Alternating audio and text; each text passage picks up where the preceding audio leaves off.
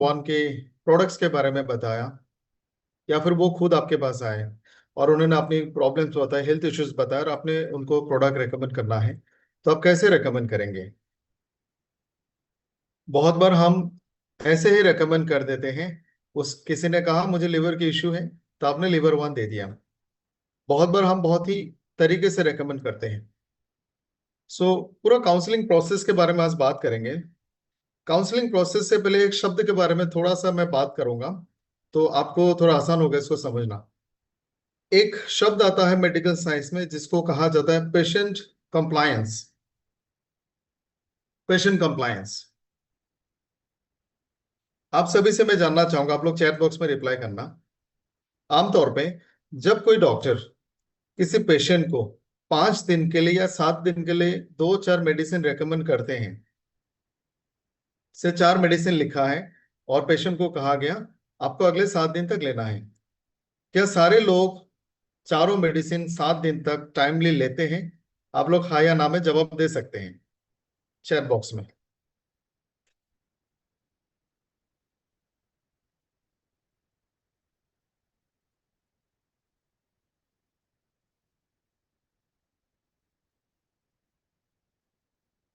कुछ लोगों ने यस लिखा, कुछ लोगों ने नो लिखा। ज्यादातर लोग 100% टाइमिंग को फॉलो नहीं करते, नॉट टाइमिंग, 100% ट्रीटमेंट कोर्स को फॉलो नहीं करते।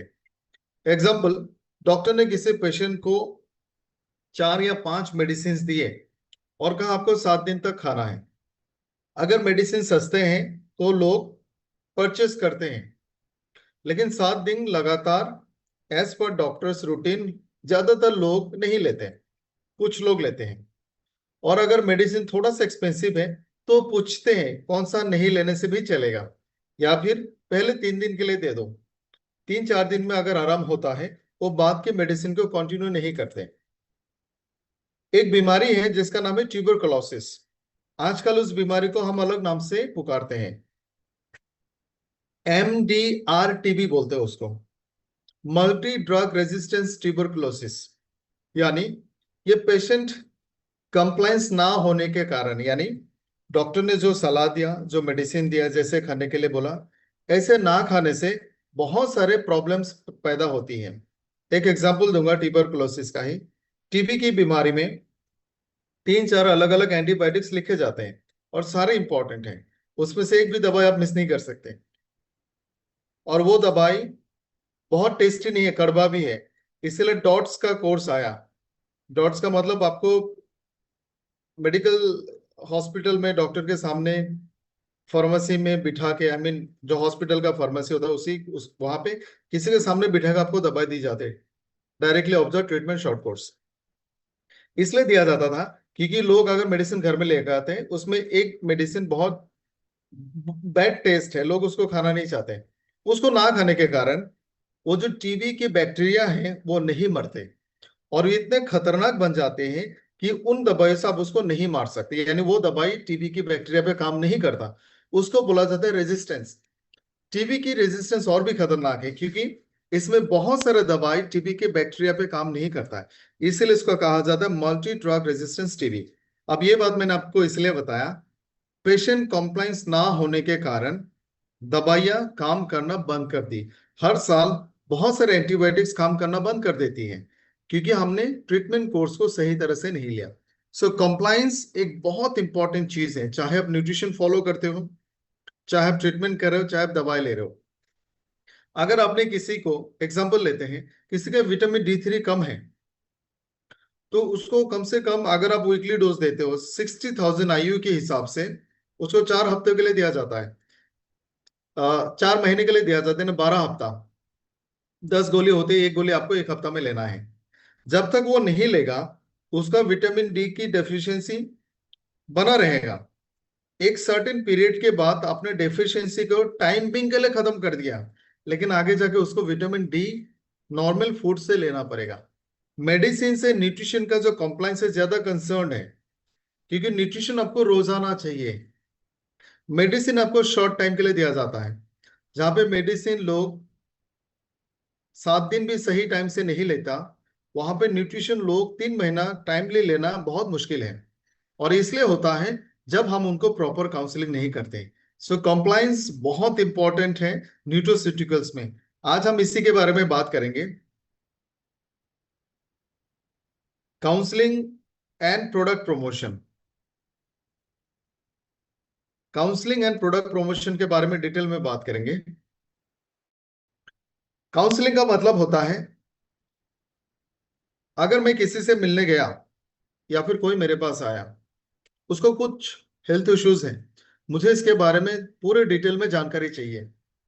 मैं सिर्फ इतना नहीं पूछ सकता, या फिर मुझे सिर्फ इतना जानकारी से काम नहीं होगा कि आपको क्या हुआ है बताइए, मैं आपको प्रोडक्ट देता हूँ। इतना इंफॉर्मेशन काफी बिल्कुल नहीं है। प्रॉपर काउंसलिंग का मतलब है आप उनका पूरा हिस्ट्री लेना है, उस बीमारी का, उस प्रॉब्लम का, उस चैलेंज का। उसके साथ साथ आपको यह भी पता करना उसका डेली लाइफ क्या है, फैमिली हिस्ट्री क्या है। सो काउंसलिंग का मतलब है पूरा मेडिकल रिकॉर्ड। अगर आपने किसी पेशेंट का हॉस्पिटल डिस्चार्ज पेपर कभी भी देखा होगा, आप उसमें देखना बहुत डिटेल्स में लिखा होता है पेशेंट को कौन सा तारीख को किस टाइम पे एडमिट किया गया, किस किस कॉम्प्लेंट को, यानी कौन कौन सा उनको प्रॉब्लम थी, क्या क्या उसको हेल्थ इश्यूज थे, किस तकलीफ के कारण उसको एडमिट कराया गया, उसकी हिस्ट्री क्या रही, वो कौन सा दवाइयों पे थे, ये लिखा होता है। फिर उसमें लिखा आता है ट्रीटमेंट कोर्स, हॉस्पिटल में जब तक वो था कौन सा ट्रीटमेंट दिया गया, कौन सा दवाई दी गई, किस तरह का प्रोसीजर को फॉलो किया, क्या क्या डायग्नोसिस किए गए, और जब वो रिलीज हो रहा था, डिस्चार्ज हो रहा था, तब भी उसको हेल्थ स्टेटस क्या थी, किन टर्म्स पे उसको रिलीज किया गया, कौन सा मेडिसिन पे रिलीज किया गया, और फर्दर सजेशंस क्या है। यानी कोई भी डॉक्टर अगर वो एक पेज पढ़ लेगा, उनको पूरा हिस्ट्री पता चलेगा इनको क्या हुआ था, क्या लाइन ऑफ ट्रीटमेंट रही है। आज की जो बीमारी है, इसमें काउंसलिंग और भी ज्यादा इंपॉर्टेंट है, क्योंकि ये नॉन कम्युनिकेबल डिजीज है। फैमिली हिस्ट्री बहुत मायने रखता है, आपके lifestyle pattern, lifestyle, food habit बहुत मायने रखता है। हम सिर्फ हार्ट की बीमारी है हार्ट वन दे देंगे, हो सकता है इससे उनको रिलीफ मिले, लेकिन उस इंसान के पास पूरी जानकारी नहीं जाएगी कि आगे की जिंदगी कैसे जीनी है। So proper counselling is very very important. तो इस पूरे प्रोसेस को हम सीखेंगे। इसमें 5 स्टेप आता है। जब आप किसी को प्रोडक्ट देंगे, उसमें 5 स्टेप्स होती है। पहला स्टेप है प्रॉपर एंड कंप्लीट काउंसलिंग, जो साइंटिफिक तरीके से होना है। दूसरा स्टेप है हेल्दी लाइफस्टाइल, ये सिखाना पड़ेगा। तीसरा स्टेप है हेल्दी फूड हैबिट्स, यह भी सिखाना पड़ेगा। चौथा स्टेप है product recommendation as per catalogue, जो हमने ओरिएंटेशन कैटलॉग में प्रोडक्ट की लिस्टिंग की है as per symptoms and condition, या फिर जो A1 एकेडमी आपको सिखाती है उसके हिसाब से आपने प्रोडक्ट रेकमेंड करना है। एंड यहीं पे खत्म नहीं होता। स्टेप 5 वीकली फॉलो अप, आपको लगातार फॉलो अप करते रहना चाहिए। सो आप सभी को ये 5 स्टेप याद रखना है। आई रिपीट, पहला स्टेप है प्रॉपर एंड कंप्लीट काउंसलिंग। दूसरा स्टेप है हेल्दी लाइफस्टाइल। तीसरा स्टेप है हेल्दी फूड हैबिट्स। चौथा स्टेप है product recommendation as per catalogue. And finally product recommendation, finally weekly follow up. तो पहला स्टेप को डिटेल में जानते हैं, प्रॉपर और कंप्लीट काउंसलिंग क्या है। एग्जाम्पल, आपने किसी से मिला, उन्होंने कहा उनको जॉइंट्स की प्रॉब्लम है, तो आपको उनका हिस्ट्री लेना पड़ेगा। जैसे कोई 45 इयर्स की कोई लेडीज है, आपने उनसे मिला और उन्होंने कहा उनको दोनों नी जॉइंट्स में पेन है, तो हमें पहले पूछना पड़ेगा उनका उनका आईडी, उनका इंट्रोडक्शन लेना पड़ेगा। नाम क्या है, उम्र क्या है,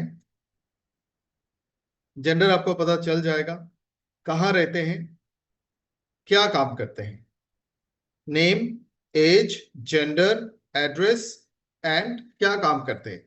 ये बेसिक इंफॉर्मेशन के बाद उन्होंने जब अपनी तकलीफ बताई कि दोनों घुटनों में बहुत ज्यादा पेन है, पहला सवाल हमें पूछना है कब से है।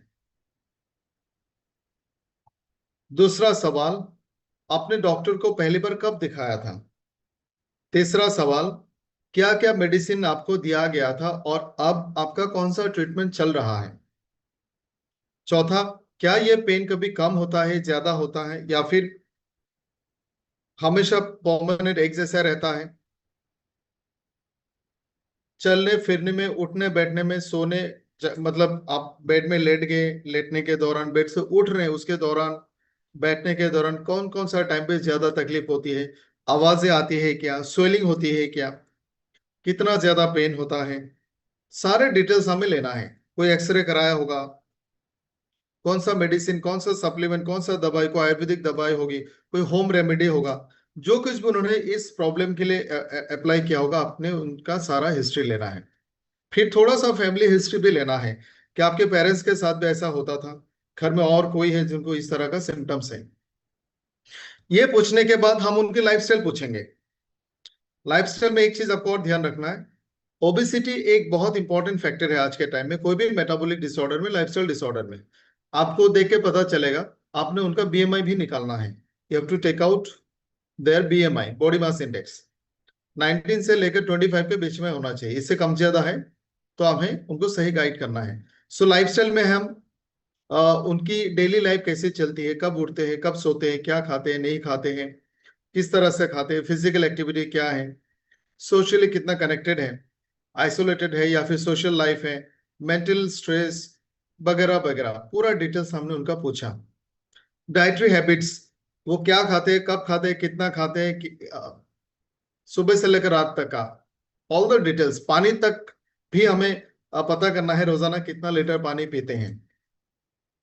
फैमिली हिस्ट्री, उनके फैमिली में, माता पिता में या फिर उनके पूरे खानदान में किसी को इस तरह की बीमारी रही होगी, है, घर में किसी को है, वो भी हमें पता करना है। बच्चों का भी हम पूछ सकते हैं या फिर हम उनको बता सकते हैं कि ये जेनेटिक है, आज आपको हुआ है, संभावना है कि आपके बच्चों को भी हो सकता है। मेडिकल हिस्ट्री बहुत इंपॉर्टेंट है, वेरी वेरी इंपॉर्टेंट, शुरू से लेकर आज तक। मैं आपको एक बात बताऊं, बहुत सारे लोग मुझे रिपोर्ट भेजते हैं, ओनली 1 पेज, किसी ने 1 पेज का रिपोर्ट भेज दिया और लिखते हैं सर इसको क्या देना है, जबकि रिपोर्ट नॉर्मल है। आप सिर्फ 1 पेज रिपोर्ट दुनिया के सबसे अच्छे डॉक्टर को भी दे दो, सिर्फ उस रिपोर्ट के बेसिस पे कोई भी डॉक्टर आपको मेडिसिन नहीं लिखेंगे। डॉक्टर जब किसी पेशेंट्स का डायग्नोसिस करते हैं, किसी पेशेंट से बात करते हैं, तो पेशेंट के बातों से उनको अंदाजा होता है कि इनको ये बीमारी है या या फिर ये बीमारी हो सकती है। कंफर्म करने के लिए दो चार और भी हो सकता है, कोई एनोमलीज हो, उसको कंफर्म कर लेना। डॉक्टर डायग्नोसिस करते अपने तरीके से, कोई भी डायग्नोसिस यूनिवर्सल नहीं है, डॉक्टर अपने रिक्वायरमेंट के हिसाब से वो डायग्नोसिस रेकमेंड करते हैं। सिर्फ 1 पेज का रिपोर्ट काफी नहीं है। सो मेडिकल हिस्ट्री में आता है, आपने पहली बार कहाँ पे ट्रीटमेंट कराई, डॉक्टर ने क्या कहा, उसके बाद आपने क्या किया, आपने कौन सा मेडिसिन कब तक लिया, अब कौन सा मेडिसिन चल रहा है।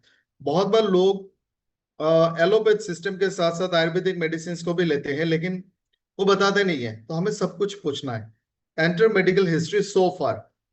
फिर आपने उनका डेली रूटीन पूछना है, कब उठते हैं, कब सोते हैं, कब खाते हैं, कब क्या करते हैं, एवरी डिटेल्स।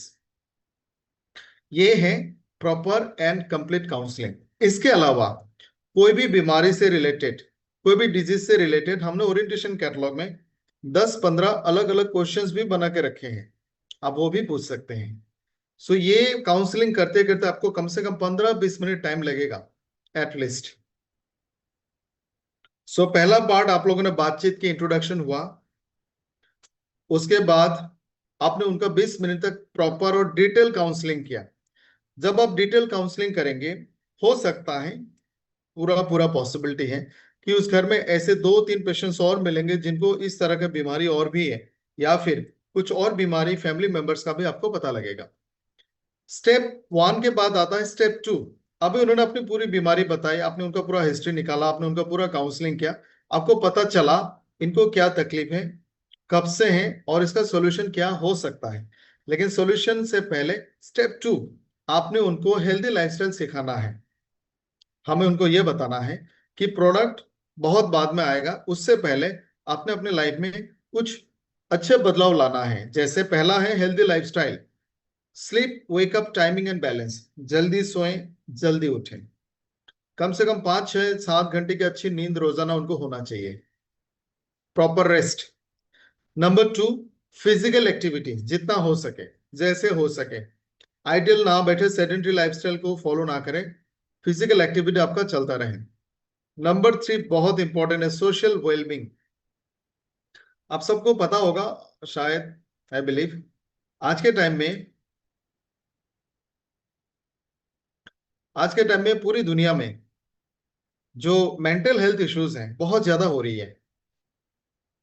आप शायद अपने आसपास में देखोगे, अपने सोसाइटी में देखोगे, बहुत सारे लोगों को डिप्रेशन है, बहुत सारे लोगों को स्ट्रेस है, काफी सारे लोग एंजाइटी के शिकार है। मैंने 20 साल के कम उम्र के लोगों में डिप्रेशन, एंजाइटी, इस तरह के प्रॉब्लम्स देखी है जो हमने 20 साल पहले नहीं देखी।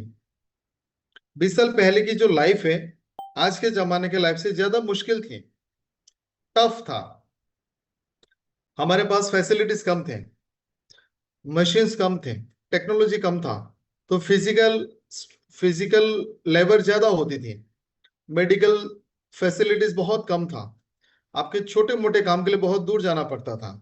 लेकिन लोगों के पास एक मेंटल पीस था, क्योंकि लोग सोशल थे, लोग आपस में मिलते थे, एक सोशल गैदरिंग होता था। हमें याद है, हमने नवोदय विद्यालय में रोजाना स्कूल के बाद 3 बजे के आसपास में छुट्टी होता था, वहां से लेकर 6 बजे तक स्कूल के सारे बच्चे, करीब मान लो 100-200 बच्चे, 3-4 बड़े बड़े फील्ड में 3-4 घंटा खेलते थे। हम साथ पढ़ाई करते थे, साथ खाना खाते थे, टीचर के साथ गप्पे लड़ाते थे। हमने गाँव में देखा कि बचपन में जब हम वेकेशन में अपने ग्रैंड पेरेंट्स के घर जाते थे, कभी 10 किलोमीटर चल के भी जाते थे चांदनी रातों में, व्हीकल्स कम थे, सारे फैमिली एक साथ में जाते थे, और ऑन द वे जो भी घर आते थे सब लोग जान पहचान का होते थे। हालांकि आज भी जान पहचान का है, लेकिन हम बात नहीं करते। इतनी सोशल गैदरिंग होती थी, इतनी सोशल एंगेजमेंट होता था। यानी आप जब तक जगे हुए हैं, आप लोगों से कनेक्टेड हैं। आज के टाइम जस्ट ऑपोजिट, हम जब तक जगे हुए हैं आइसोलेटेड हैं, हम वर्चुअल वर्ल्ड में हैं, और सोने के टाइम में तो सिर्फ अपने साथ ही है। ये जो सोशल कनेक्शन है ये हमारा बिल्कुल टूट गया है। ये एक रीजन है लोगों को स्ट्रेस, एंजाइटी, डिप्रेशन, ये सारे मेंटल डिसऑर्डर ज्यादा होती है। आप इमेजिन करो, जब टीवी मोबाइल नहीं था, हम लोग आपस में बात करते थे, आजकल आपस में बात करना खत्म हो गया। तो सोशल वेलबींग हमें दोबारा से लोगों को सिखाना पड़ेगा। और कैसे सिखाओगे आप? पहला रूल है, फैमिली के सारे लोग साथ में, एक साथ में डाइनिंग पे हो, जमीन पे बैठ के हो, खाना एक साथ में खाएं।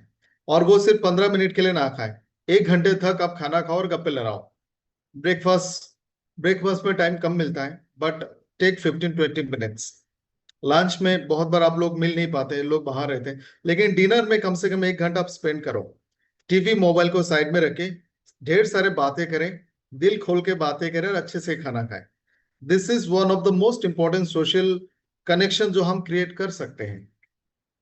छुट्टी के दिन, वेकेशन में, टीवी मोबाइल को बंद करें, लोग आपस में बैठ के खेल कूद करें। शाम को आप सोसाइटी के लोग, गांव के लोग, शहर के लोग मिलना जुलना स्टार्ट करें। This could be very good social connection, ये हमारा मिसिंग है। चौथा है मेंटल हेल्थ। मेंटल हेल्थ हमारा कमजोर इसलिए भी है कि लोग आइसोलेटेड हैं, लोगों को लगता है मेरे प्रॉब्लम सुनने के लिए कोई नहीं है, क्योंकि लोग अपनी दुनिया में अपने आप में बिजी हैं, किसी के पास टाइम नहीं है। तो ये भी एक हिंड्रेंस है हमारी पीसफुल लाइफ का। पीसफुल लाइफ ना मिलने का रीजन मेंटल हेल्थ हमारा कमजोर होना भी है। इसको दूर करने का तरीका ये है कि हम अपने बच्चों को एक स्पेस दें कि वो बाहर दोस्त ना चुने, घरों में माता पिता को दोस्त बना, आप उनके साथ एंगेज हो जाओ, आप उनके साथ बात करो, आप भी अपने पेरेंट्स के साथ बात करो। आपके फैमिली के लोग जो दूर दराज में हैं, हफ्ते में एक बार आप वीडियो कॉन्फ्रेंस में बात करें। वो कनेक्शन क्रिएट करना पड़ेगा ताकि लोग बातचीत करना शुरू करें। उससे हमारे जो स्ट्रेस, एंजाइटी है, जो मेंटल प्रॉब्लम्स है, वो कम हो सकती है। Step 3, healthy food habits. Healthy food habits में हमें यह सिखाना है, बैलेंस डाइट क्या है। बैलेंस डाइट का मतलब है आपके खाने में 5-6 अलग अलग चीजें होना होता है, जैसे carbohydrate, protein, fat, vitamin, minerals, water. ये कहाँ से आएगा? आपके अनाज से आएंगे, साग सब्जी हरी पत्तियां से आएंगे, फ्रूट्स आएंगे, दाल और प्रोटीन वाले फूड्स आएंगे। सो बैलेंस डाइट कैसे सिखाना है कि आपकी प्लेट को आप दो हिस्सों में बटे। पहला जो 50% है उसमें आप ग्रीन लीव्स डाले, वेजिटेबल्स डाले, फ्रूट्स डाले, सलाद डाले, लेमन डाले, एसेट्रा एसेट्रा। दो तीन अलग अलग सब्जी, दो तीन अलग अलग फ्रूट्स, दो तीन अलग अलग ग्रीन लीव्स, एंड देन थोड़ा सा सलाद। दूसरा जो हाफ है उसको आधा आधा बांटे। एक पार्ट में अनपॉलिश्ड कार्बोहाइड्रेट यानी होल ग्रेन, और सेकेंड हाफ हेल्दी प्रोटीन। हमारे डाइट में ऑन एन एवरेज 20-25% कार्बोहाइड्रेट हम रोजाना ज्यादा लेते हैं, 15-20% प्रोटीन हम रोजाना कम लेते हैं, क्योंकि हमारा पोर्शन बैलेंस, हमारा पोर्शन ही सही नहीं है और हमारा जो डाइट वो बैलेंस्ड नहीं है। हम फ्रूट्स सिर्फ सीजन में खाते हैं या फिर ज्यादातर चीज हम सिर्फ टेस्ट के लिए खाते हैं। सो बैलेंस डाइट आपने सिखाना है। टाइम विंडो सबसे बेस्ट तरीका है, सिर्फ भूख लगने पे ही खाएं, जबरदस्ती का टाइमिंग मेंटेन करके नहीं खाना है। अगर आप फिजिकल एक्टिविटी आपका बहुत अच्छा है, अगर आपका सेडेंटरी लाइफस्टाइल नहीं है, आप रोजाना बहुत ज्यादा फिजिकल एक्टिविटी करते हो, तो आप स्मॉल एंड फ्रीक्वेंट मील ले सकते हैं। ब्रेकफास्ट लंच डिनर ले, भूख ना लगे तब भी ले, लेकिन कार्बोहाइड्रेट को कम करना है। सो फर्स्ट ऑफ ऑल भूख लगने पर ही खाएं, या फिर फिजिकल एक्टिविटी ज्यादा लोग जो एथलीट्स हैं, जो फिजिकल एक्टिव है, वो स्मॉल एंड फ्रीक्वेंट मील ले। पोर्शंस का ध्यान रखना है। कार्बोहाइड्रेट सिर्फ 25%, प्रोटीन 25%, लेकिन आप प्रोटीन को दोबारा तीसरी बार भी ले सकते हैं। बाकी जो 50% है उसमें ग्रीन लीव्स, वेजिटेबल्स, दो चार अलग अलग फ्रूट्स और सलाद आएगा। इसको आप जितना मर्जी उतना टाइम आप ले सकते हैं। माइंडफुल ईटिंग, बहुत बार हम माइंडफुल ईटिंग को नहीं समझते। माइंडफुल ईटिंग का मतलब है आपके शरीर के रिक्वायरमेंट के हिसाब से आप खाना खाएं। अगर आपको लग रहा है कि भूख लगा है तो ही खाना खाएं। टाइम हो गया, किसी ने दावत दिया, किसी के कहने पे बिल्कुल नहीं खाना है। जैसे हम बोलते हैं ना, पेट में चूहे दौड़ रहे हैं, तब खाना खाना चाहिए। आपकी बॉडी की कुछ स्पेशल नीड भी होती है। जैसे आपको लग रहा है बॉडी कमजोर है, आप बीमार ज्यादा हो रहे हो, मसल क्रैम्प्स आते हैं, यानी प्रोटीन डेफिशिएंसी हो सकता है। तो ऐसे में आपको इन सारी चीजों का ध्यान रखना है। बहुत बार स्किन की प्रॉब्लम, टंग में इन्फ्लेमेशन होती है, ये बी कॉम्प्लेक्स की डेफिशिएंसी है। तो आपको ध्यान रखना कि आपने फ्रूट्स कब खाया था, सलाद कब लिया था, आप प्रोटीन ले रहे हो कि नहीं। हमेशा हर रोज जो आप खाना खाते हो, एक बार ये भी रिमाइंड करना है कि आज आपने प्रोटीन पूरा लिया, आपने विटामिन और मिनरल्स पूरा लिया, आपने हर अलग अलग पोर्शंस को पूरा लिया कि नहीं लिया। माइंडफुल ईटिंग में एक और चीज आती है जिसके बारे में हमने अभी बात की है। अकेला खाना नहीं खाना चाहिए। परिवार के लोग साथ में बैठ के एक साथ में खाना खाए, बातचीत करें। उससे सिर्फ खाना नहीं होता, उससे सोशल वेलबींग होती है, मेंटल पीस होती है, आपके बॉडी में अच्छे हॉर्मोन्स प्रोड्यूस होते हैं। उसके बाद डूज एंड डोंट्स का ध्यान रखना है। आप हेल्दी हो, अनहेल्दी हो, आप बीमार हो, आप ओबेस हो, आप डायबिटिक हो, हार्ट के पेशेंट हो, डजंट मैटर, तीन चीजों को हमेशा कंट्रोल में रखना है। नमक, चीनी और तेल, ये तीन चीजों को हमेशा कंट्रोल में रहे। आप हेल्दी है तब भी, अनहेल्दी है तब भी। उसके बाद कार्बोहाइड्रेट को भी थोड़ा सा रेस्ट्रिक्शन में रखें। बाहर का खाना हो सके तो ना खाएं, लेकिन कभी कभार मन करता है। महीने में आप एक बार या दो बार ही प्लान करें कि आप आउटडोर कुछ लंच डिनर प्लान कर सकते हैं। लेकिन ध्यान रखना है, अगर आप कोई भी नॉनवेज उस दिन कुछ भी गलत खाना, गलत तो नहीं बोलूंगा, टेस्ट के अनुसार खाते हैं, तो ध्यान रखना है आप साथ में फुल प्लेट सलाद भी उसके साथ जरूर रखें। डोज में हमेशा ध्यान रखना कि पानी आपने लगातार पिया कि नहीं, हाइड्रेटेड रहें। फास्ट फूड, जंक फूड, बाहर का खाना जितना हो सके इनको अवॉइड करें। कैलोरी रेस्ट्रिक्शन यानी सुबह से लेकर रात तक, आप मान के चलो कि इंडियन में हम एवरेज इंडियन रोजाना 20-25% कार्बोहाइड्रेट ज्यादा लेते हैं। तो ये रोज याद रखना है, और जहां में भी मौका मिले आप शुगर को, कार्बोहाइड्रेट को कट डाउन करें। सो ये हेल्दी फूड हैबिट्स और हेल्दी लाइफस्टाइल सिखाने में भी आपको कम से कम 15 मिनट चला जाएगा। यानी प्रोडक्ट से पहले हमारा 40 मिनट चला गया। और जब आप इस तरह से बात करोगे, लोग आपको रिस्पेक्ट करेंगे, लोग आपकी रिस्पेक्ट का, आपकी नॉलेज का वैल्यू करेंगे। फिर जब आप उनको प्रोडक्ट रेकमेंड करोगे they will love to consume your products. Product recommended के कुछ रूल्स हैं। Number one, right product. हमारा प्रोडक्ट सिलेक्ट करना बहुत आसान है। किसी को हार्ट की प्रॉब्लम है, हार्ट वन। किसी को लंग्स की प्रॉब्लम है, लंग्स फ्यूल। किसी को न्यूरोलॉजिकल इश्यूज है, ब्रेन की प्रॉब्लम है, ब्रेन वन। किसी को डाइजेशन की प्रॉब्लम है, लिवर वन, एटसेट्रा।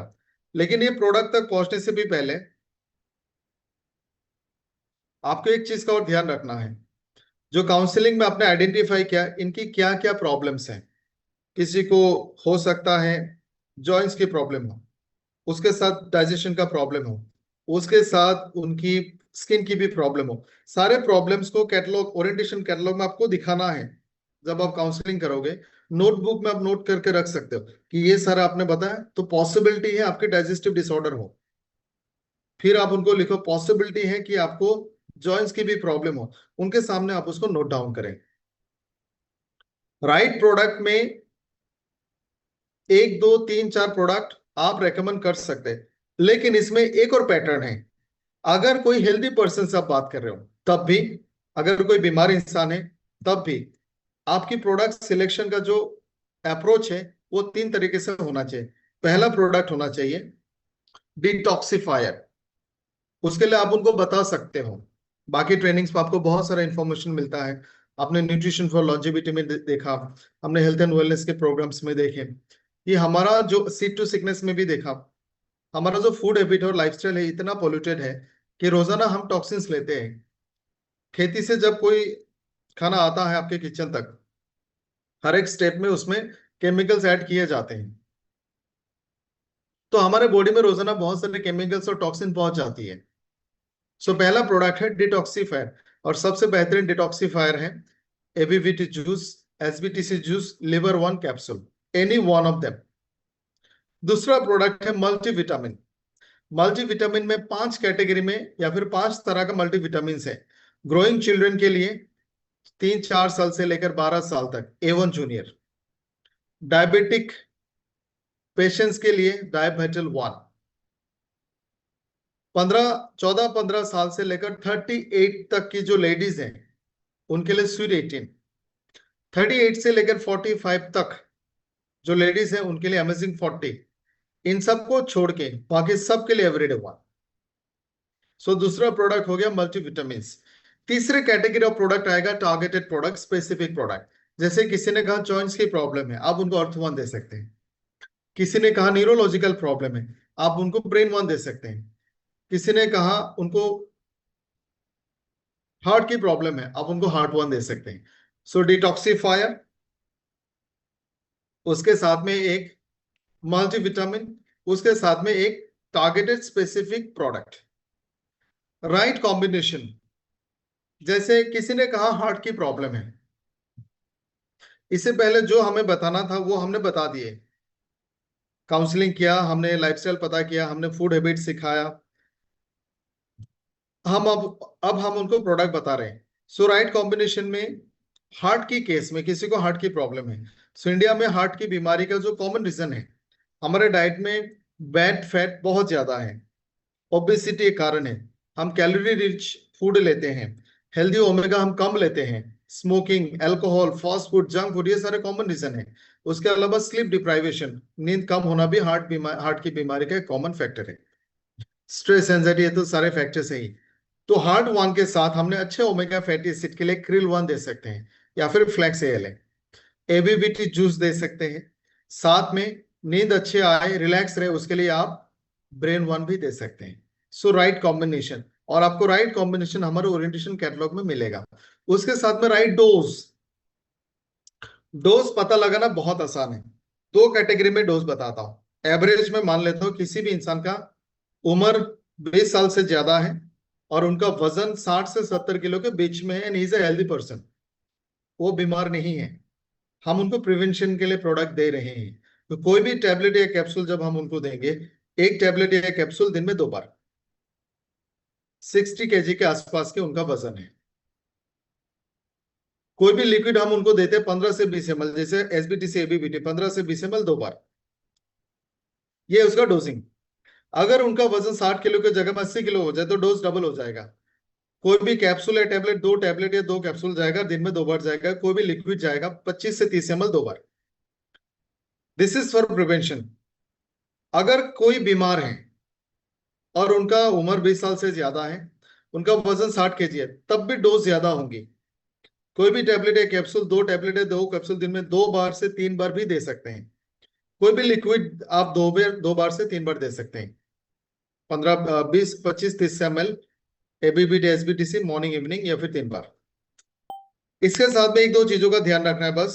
अगर किसी को ब्लड प्रेशर ज्यादा है और वो एलोपैथ मेडिसिन ले रहे हैं, उसके साथ एबीपीटी और हार्ट वन आपको कम से कम 4 घंटे के बाद देना है, क्योंकि उनकी मेडिसिन से भी ब्लड प्रेशर कम होगा, एबीपीटी से और हार्ट वन से भी बीपी कम हो जाएगा, तो ज्यादा ना कम हो जाए।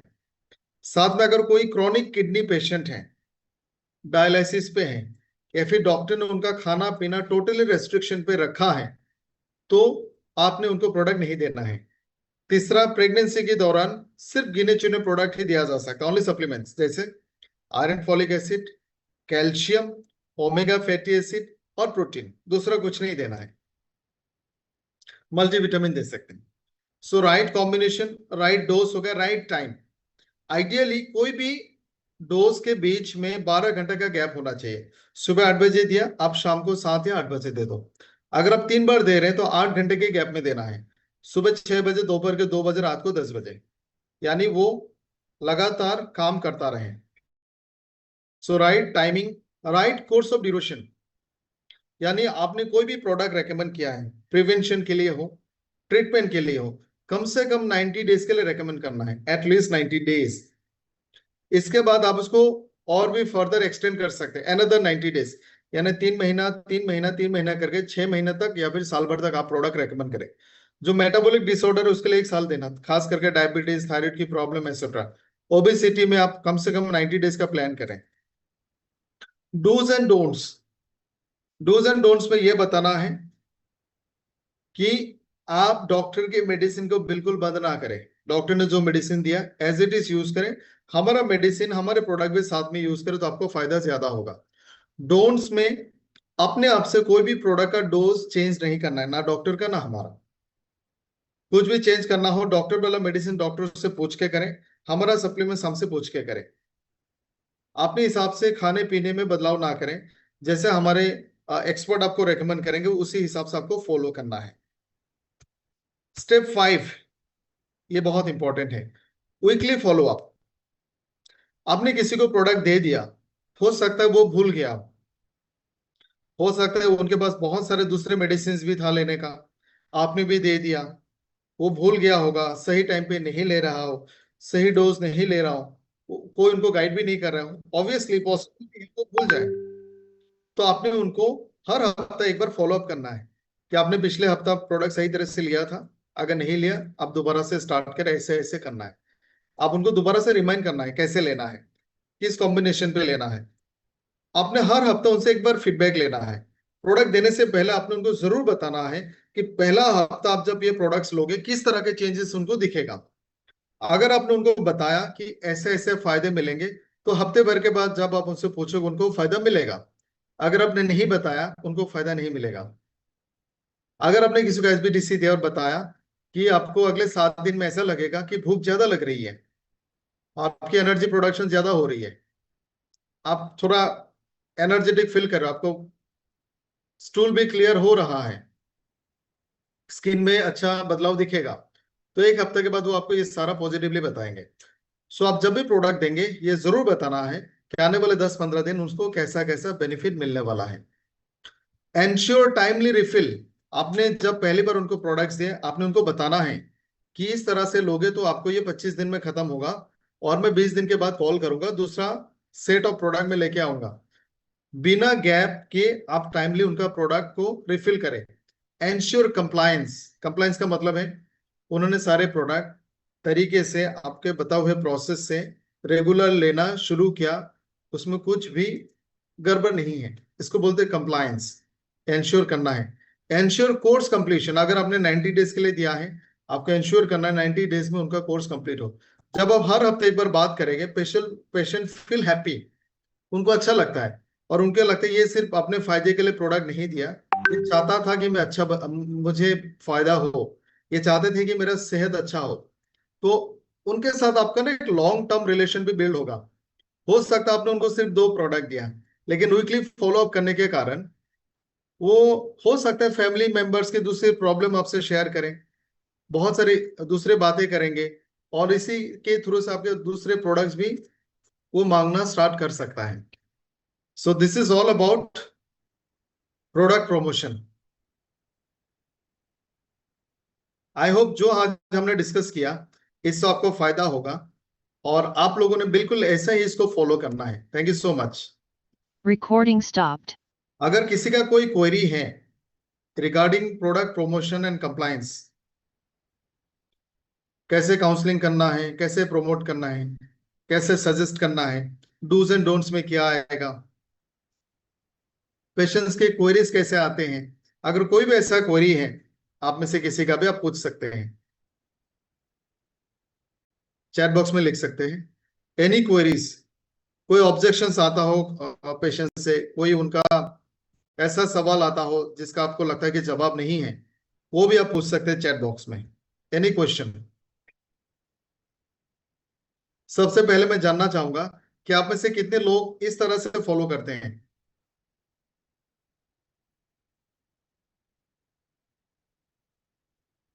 अगर कोई क्वेरी है आप चैट बॉक्स में लिख सकते हैं।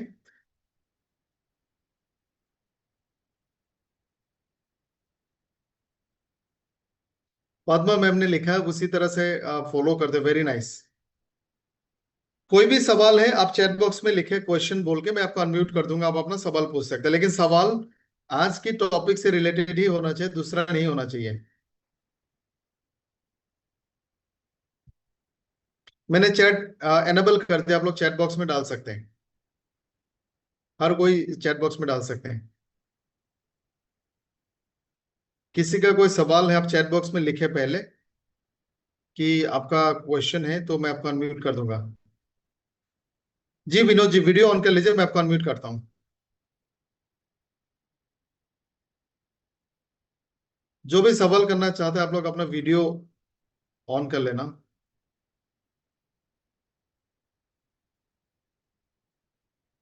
एक दो बहुत अच्छा सवाल आया है।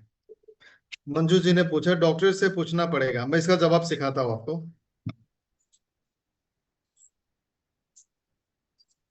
विनोद जी, आपका कोई सवाल है? जी सर, नमस्कार। वीडियो ऑन हो सकता है आपका? जी सर, बिल्कुल। जो भी सवाल पूछना चाहते हैं आप लोगों से रिक्वेस्ट है, वीडियो ऑन करके पूछना, पूछिए। जी सर। सर, लीवर कल एक टेस्ट कराया है जो कि लीवर। लिवर वाला या फिर बीमारी का सवाल नहीं ले रहा हूँ आज, सिर्फ जी आज के टॉपिक का सवाल पूछ रहा हूँ। आप लोग जब पेशेंट से बात करते हैं, कस्टमर से बात करते हैं, जो सेशन आज हमने यहाँ पे डिलीवर किया उससे रिलेटेड सवाल, बीमारी का सवाल लूंगा तो खत्म नहीं होगा। जो आज हमने काउंसलिंग के बारे में बात की, इससे रिलेटेड अगर सवाल है वही पूछे, no other questions. Okay sir. ठीक है सर, वैसा तो कोई जी क्वेश्चन नहीं है। पंकज जी, आपका क्वेश्चन आज के टॉपिक से रिलेटेड है, पंकज पटेल साहब।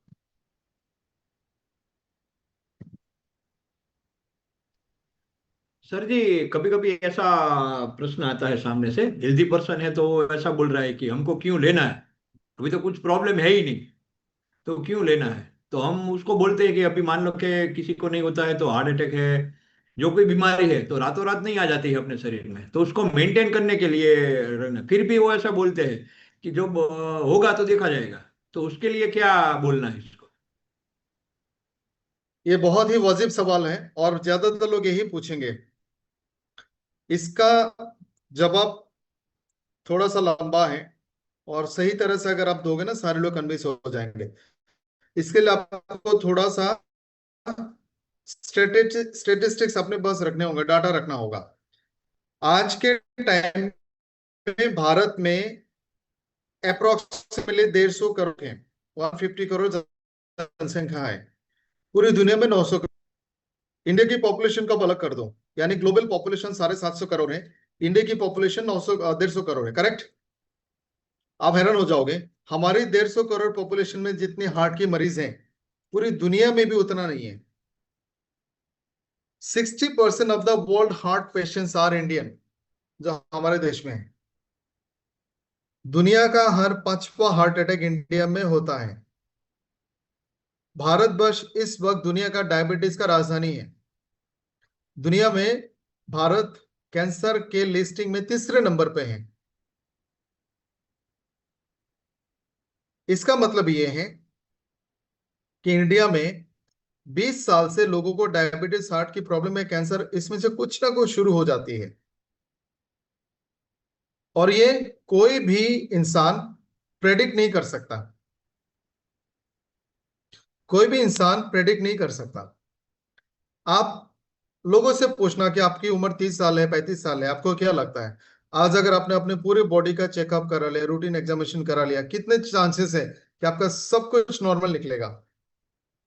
ज्यादातर लोग बोलेंगे उम्मीद तो नहीं है कि पूरा पूरा नॉर्मल निकलेगा। क्यों? क्योंकि हमारा लाइफस्टाइल गलत है, हमारा फूड हैबिट गलत है। हम एडल्ट्रेटेड खाना खाते हैं, मिलावटी खाना खाते हैं, स्ट्रेस में रहते हैं, परेशानी में रहते हैं, न्यूट्रिशन रिच फूड नहीं लेते, हर रोज हमारा स्ट्रगल है। इसके अलावा बाहर का खाना खाते, फास्ट फूड, जंक फूड, सब कुछ हमारा गड़बड़ है। तो 30 साल में बॉडी बीमारी पैदा करने के लिए सारे सहूलत उसमें बन जाती है कि बॉडी बीमार हो ही जाएगा। 18 साल, 17 साल में हमने लोगों को हार्ट अटैक होते हुए देखा है। इसका मल्टीपल फैक्टर्स है। मेडिकल साइंस भी कहती है इसको रोको, प्रिवेंशन ही इसका इलाज है। तो कुछ बीमारी को आप इलाज करके खत्म नहीं कर सकते। मान लो आप डायबिटीज होने का इंतजार कर रहे हो, डायबिटीज हो गया, कितने साल में ठीक होगा? नहीं होगा। आप हार्ट की बीमारी होने का इंतजार कर रहे हो कि होगा तो हम प्रेशर की गोली लेंगे। कब तक लोगे? जब तक आप जिंदा हो, लेते रहना। पर 1-2 दिन मिस कर दे, हार्ट अटैक हो सकता है। उसमें आपका पैसा जाएगा, सेविंग खत्म होगी, पेनफुल होगा, और आपका पूरी लाइफ लिमिटेड हो जाएगा, खाना पीना चलना फिरना रेस्ट्रिक्टेड। तो मेडिकल साइंस एजेंसीज कहती हैं medicine 3.0, early detection, prevention and use of right supplements, customise supplements, वही हार्बो न्यूट्रिजेनिक्स आपके लिए लेके आए हैं। इस तरह से आप उनको बता सकते हो। एक और सवाल पूछा था किसी ने कि डॉक्टर से पूछना पड़ेगा। डॉक्टर जो दवाई हमें लिख के देती है, अगर हम साइंटिफिक लैंग्वेज में, केमिकल लैंग्वेज में उसको आइडेंटिफिकेशन करें, उसको कहते हैं ड्रग्स। अब ड्रग्स का मतलब वो मोर्फिन, हीरोइन वो नहीं है। ड्रग्स का मतलब पैरासिटामोल है, ड्रग्स का मतलब निमोसिलाइड है, एमोक्सिसिलिन है। हम मेडिसिन को अपनी भाषा में, फार्मास्यूटिकल के भाषा में ड्रग्स बोलते हैं, DRUGS, ड्रग्स, ड्रग या फिर ड्रग्स यानी दवाई। डॉक्टर जो दवाई देते हैं, वो दवाई हमेशा डॉक्टर को पूछ के लेना पड़ेगा, क्योंकि उनके साइड इफेक्ट्स होते हैं। गलत दवाई लेने से लोगों की डेथ भी हो सकती है। दवाई बहुत खतरनाक चीज है।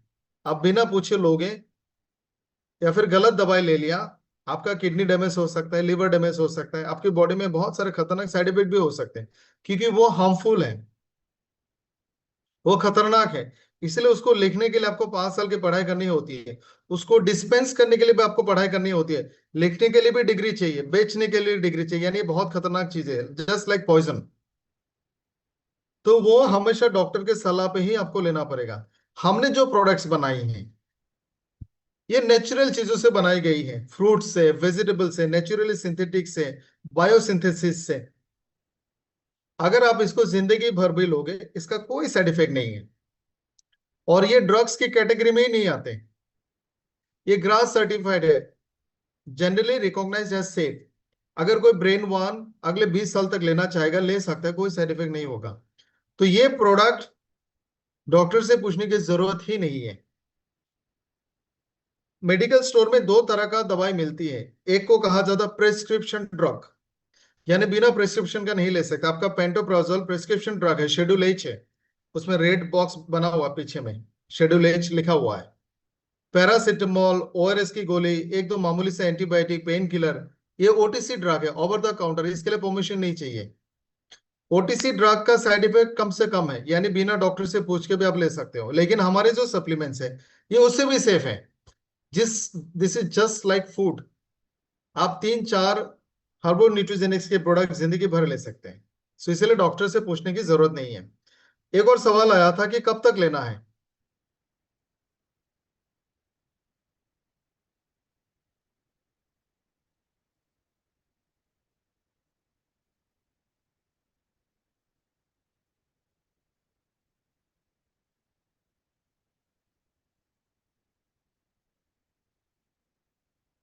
डायबिटीज के केस में कितने दिन लेना है, अमित जी ने पूछा।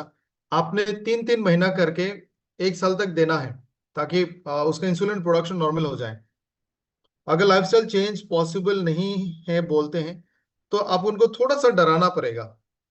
देखो, लोग जब डरते हैं ना, वो कुछ भी करते हैं। सेहत के लिए डरना जरूरी है।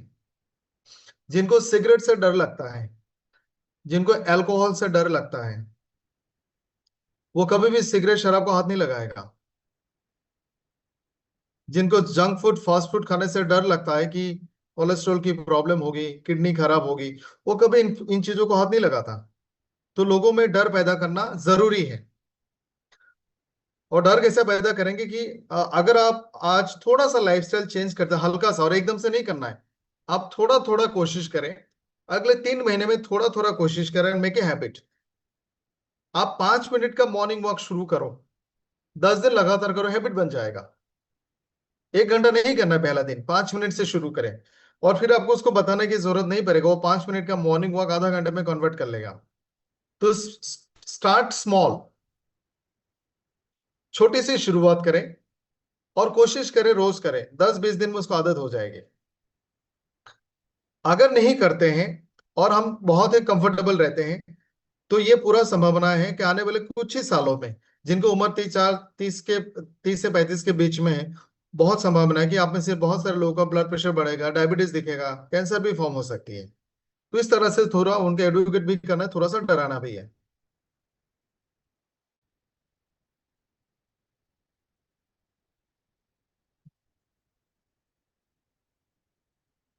विवेक जी ने लिखा है, क्या आप डॉक्टर हैं? इसका आंसर, आप सिंपल सा आंसर देना कि हम जो रोजाना खाना खाते हैं, आप खाने के साथ दाल चावल साग सब्जी खाते हैं, क्या ये खाना कभी थोड़ा ज्यादा खाने से हमारे बॉडी में साइड इफेक्ट होगा? आपने किसी दिन आधा लीटर दाल पी लिया, क्या आपको साइड इफेक्ट होगा, लूज मोशन होगा, किडनी खराब होगी? बिल्कुल नहीं।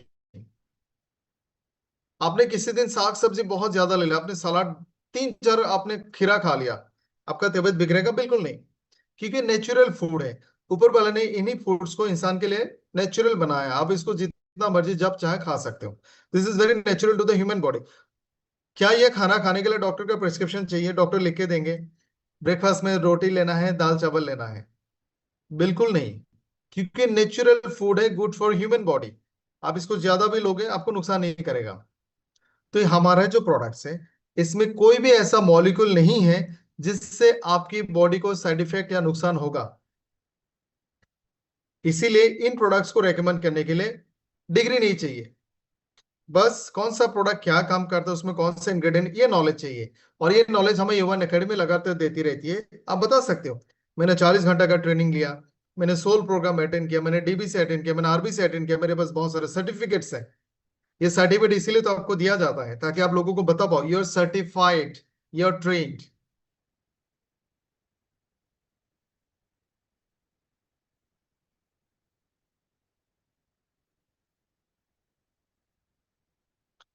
मारिया जी ने पूछा है कि उनका कोई रिलेटिव है डायलिसिस।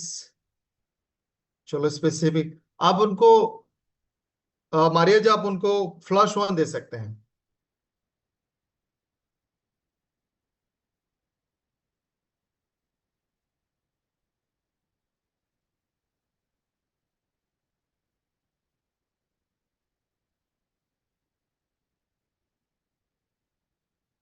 लोकेश जी ने लिखा, कंसल्ट हेल्थ प्रैक्टिशनर अपने बॉटल पर राइट डाउन है। उसमें डोजिंग पे लिखा है। डोजिंग पे पहला है कि आपको 1 या 2 कैप्सूल ऐसे ऐसे लेना है, या फिर एज पर योर एक्सपर्ट। अभी as a expert, as a part of the scientific council, as a part of the हमारा R&D team, as a pharmaceutical background, मैं आपको मेडिसिन का डोज भी रेकमेंड कर सकता हूँ, कोई भी मेडिसिन का। ऑफिशियली। तो आप लोग मेरे सेशंस पे आते हैं, आपने डॉक्टर बिक्रम के सेशंस पे आए, तो आपको दुनिया की दो बेहतरीन लोगों ने प्रोडक्ट की डोजिंग सिखाई है। उसके अलावा आपके पास वो बुक भी है जहां पे प्रोडक्ट्स और डोजेस और रिकमेंडेशन लिखा है। तो आप वो बुक दिखा सकते हो कि इस बुक में लिखा है इस कंडीशन में ये दिया जाता है। और ये रिकमेंडेशन कौन सा टीम करती है? ओरिएंटेशन कैटलॉग का जो साइंटिफिक एडवाइजरी बोर्ड है, आप उसका फोटो दिखा दो। बहुत सारे फूड साइंटिस्ट, बहुत सारे फार्मास्यूटिकल वाले, बायोटेक्नोलॉजी, आप उनको दिखा सकते हैं। एक सवाल आया मेरे प्रोडक्ट में प्रिजर्वेटिव के जगह पे क्या चीज डाला गया है, ये किसी और दिन बताएंगे। एक बहुत मजेदार सवाल है जी, वेंकटेश जी, कमिंग टू यू। एक बहुत मजेदार सवाल पूछा है विवेक डोंगा जी ने। क्या आप 100% गारंटी देते हैं? मैं आप सभी से पूछता हूं, दुनिया का कोई भी मेडिसिन का, कोई भी ट्रीटमेंट का, कोई भी हॉस्पिटल किसी भी इलाज का 100% गारंटी दे सकता है क्या?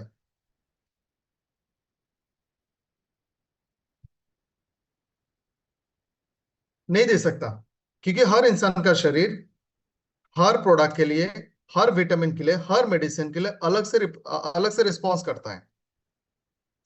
बहुत सारे मेडिसिन का साइड इफेक्ट कुछ लोगों में नहीं दिखेगा, लेकिन कुछ लोगों में दिखता है।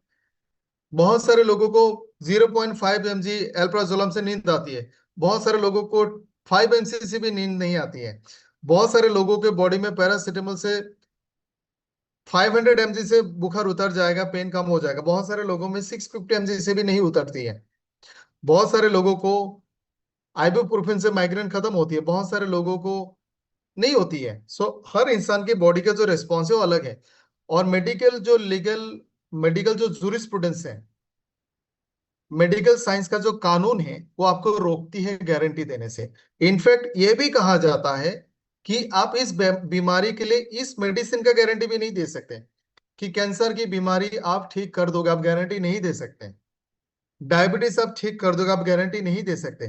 तो कानून रोकती है, इसलिए हॉस्पिटल में आपका सिग्नेचर लिया जाता है इलाज से पहले, ऑपरेशन से पहले। सो फिर भी हमने प्रोडक्ट में लिख के दिया है सेटिस्फेक्शन गारंटी, क्योंकि हमें पता है ये प्रोडक्ट्स काम करता है। तो आप टेस्ट में नहीं बता सकते हो, आप ये बता सकते हैं हमारे पास सैकड़ों रिजल्ट हैं, हमने इतने सारे लोगों के दिया, हमारे पास पॉजिटिव फीडबैक है, और साथ में प्रोडक्ट में हमने लिख के दिया, आप प्रोडक्ट यूज करके संतुष्ट हो जाओगे। जी Venkatesh ji. Yes sir, I am audible. Very much.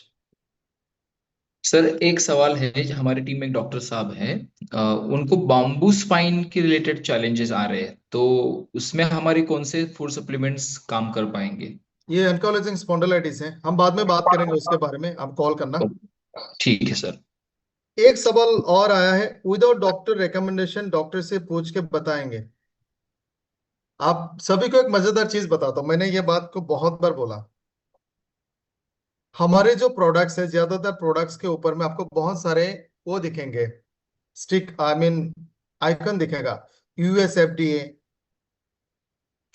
इकोसर्ट Cosmos, फसाई, जीएमपी, यानी आपके प्रोडक्ट दुनिया का one of the best product है। लेकिन लोग आपसे पूछते हैं इसका साइड इफेक्ट है क्या, जबकि उनके जेब में सिगरेट का पैकेट रखा हुआ है जहां में कैंसर का इतना बड़ा फोटो है। इसका मतलब क्या है? इसका मतलब है उनको एक्चुअली साइड इफेक्ट से कोई मतलब नहीं है। अगर साइड इफेक्ट का डर होता वो सिगरेट नहीं पीते। वो यूं ही आपसे पूछने के लिए पूछ रहे हैं, तो आपको जवाब स्मार्टली देना होगा। आप उनको पूछना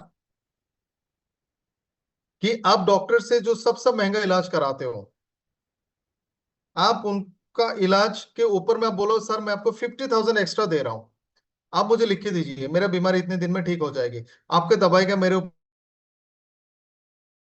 में कोई साइड इफेक्ट नहीं होगा। डॉक्टर बोले नहीं दे सकते, ये गैर कानूनी है। फिर आप कभी भी डॉक्टर से मिलते हो, उनसे जरूर पूछना सर ऐसी कौन सी दवाई है जो बिना प्रिस्क्रिप्शन का लिया जा सकता है। वो आपको ढेरों दवाई का नाम दे देंगे। आप में से ज्यादातर लोगों ने वो दवाइयां भी अपने मर्जी से खाए हैं जो डॉक्टर के प्रिस्क्रिप्शन से ही आना चाहिए था, लेकिन वो भी हमने बहुत ही आराम से खा लिया। पेंटोप्राजोल का स्ट्रिप के पीछे देखना, रेड बॉक्स में लिखा है शेड्यूल एच ड्रग। इसका मतलब है ये दवाई बिना प्रिस्क्रिप्शन का बेच ही नहीं सकती, गैर कानूनी है। तो हम सब ने गैर कानूनी दवाई ले लिया है ऑलरेडी। और हमारे जो दवाई है, हमारे जो सप्लीमेंट है, ग्रास सर्टिफाइड है, जनरली रिकॉग्नाइज एज सेफ। इसको आप किसी को भी रेकमेंड कर सकते हैं। सो डॉक्टर का इन्वॉल्वमेंट इसमें है नहीं। एक और किसी के ने लिखा है, अगर प्रोडक्ट के रिजल्ट आएंगे तो ही पैसे देंगे, अदरवाइज नहीं, लोग ने पूछा। तो आप उनको जरूर बोलना है थैंक यू सो मच, आपको मैंने जो नॉलेज दिया, इन्फॉर्मेशन दिया, ऊपर वाला करे इससे आपको फायदा हो। बट हमारे प्रोडक्ट या फिर हमारी सर्विस या फिर हम लोग ऐसा नहीं है कि सर हम बेकार में घूम रहे हैं और आपके शर्तों पे ये इन चीजों को दिया जाएगा। वी आर प्रोफेशनल्स, हम लोग प्रोफेशनल लोगों, we are trained, we are certified, we are professional. मुझे आपके बारे में पता था, मैंने आपके जानकारी के लिए देने आए थे, आपको अच्छा लगा, थैंक यू सो मच। लेकिन ये this not a cheap business, ये कोई ऐसा नहीं है, झोला छाप वाला काम नहीं है।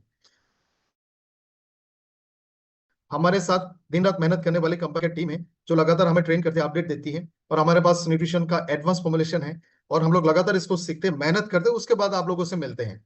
अगर आपको यूज नहीं करना है, नो प्रॉब्लम सर, बहुत सारे जरूरतमंद लोग हैं, हम उनके पास जाएंगे। लेकिन जो इन्फॉर्मेशन नॉलेज आपको मिला, आप इसको जरूर लोगों के साथ शेयर करें। इतना बोलकर वापस आना है।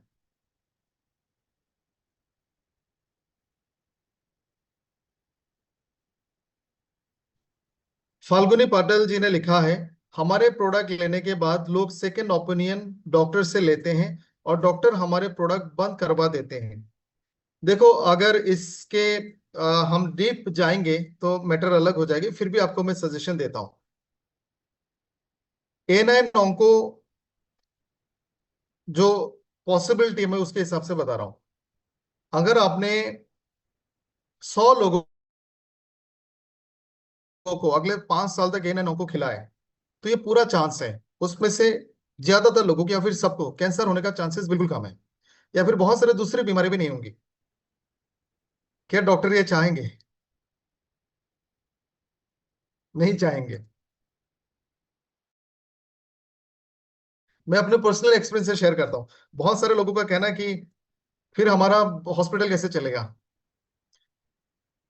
कुछ लोग होंगे जो आपके प्रोडक्ट देने के बाद वो खुद से जाके डॉक्टर से सलाह लेंगे। आप उनको सिंपली बता दो, ठीक है, अगर आपको